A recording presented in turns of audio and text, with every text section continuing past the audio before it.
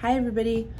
Once you've watched all 3 parts of the brush stroke series on YouTube, each little section is about 12 to 15 minutes long. So it should take about 45 minutes total. I want you to choose a landscape. Hopefully you already chose a landscape and you printed it. So here's mine. I did choose one that's kind of very busy.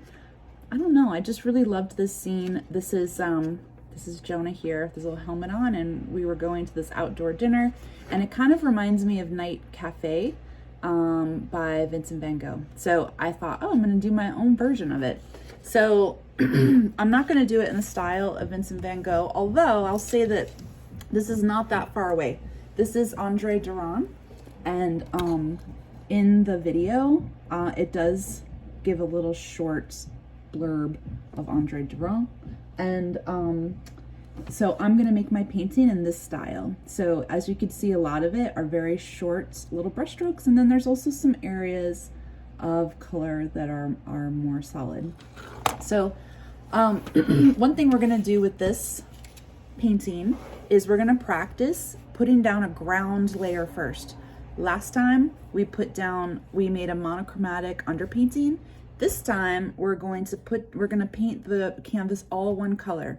Depending on what your image is or what you want as sort of like your unifying color, is gonna depend on which color you choose for your ground color. So mine is at night. It's got this like very glowy blue thing going on, but I really want the colors to sort of like pop on a dark background. So I'm going to actually mix these 2 colors together, burnt umber and the phthalo blue. I could also mix the burnt umber and the ultramarine blue. It's gonna make almost black. I want it to be like a dark blue though. So in doing so, I'm just gonna squirt it directly on the canvas, okay? If you're mixing colors and you wanna mix it on a palette or mix it in a cup first and then apply it, you could totally do that. Do however you want it to do. You're gonna need a bigger brush. You might, in your palette, you might use this brush. Although, you know, this brush is pretty much almost the same size. You could also use your palette knife to put it on. I would say put this ground layer on and don't have any brush strokes, because you know acrylic paint is going to harden, and then as you're trying to paint over it, it might not have the same effect. So I would say just do it without. I'm going to just squirt these 2 colors on and sort of mix it as I'm I'm gonna mix. I wonder if I can angle my camera down even more. Ooh, I hope it doesn't fall.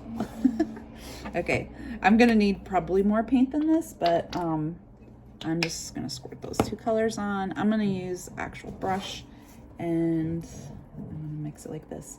Again, the acrylic paint dries so fast that it almost looks like there's a ridge from where I squirted it on. It's kind of annoying. Anyway, I'm gonna cover the whole canvas. And like I said, I want it to be pretty smooth. If I want it to be more blue, I can add a little bit more blue. Just like I said earlier too, if you're very particular about your edges, these edges, you could put tape on it to keep them white. You could also take your ground color and pull it over to the edge if you want that color to be on the edge. So I am pulling it to all of the areas of white.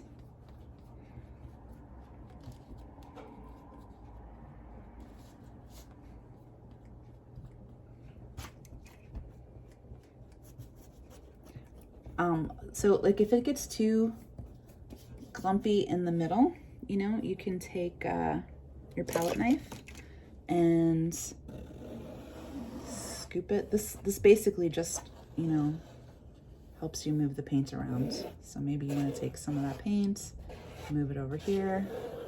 Palette knife sometimes can work a lot faster. As you can see though, it did scrape off a good layer of paint from the middle and exposed that. That in itself might make a cool painting, you know, if you're ever trying to just experiment and make new ideas.